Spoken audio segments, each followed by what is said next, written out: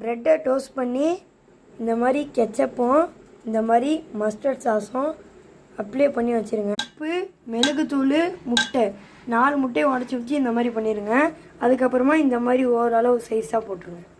பார்த்திங்கன்னா அந்த முட்டையை எடுத்து இந்த மாதிரி வச்சுட்டு மேலே ஒரு வெங்காயம் மண்ணில் முட்டை, வெங்காயம், தக்காளி மேலே அப்படியே இதை வச்சு மூடிடலாம்.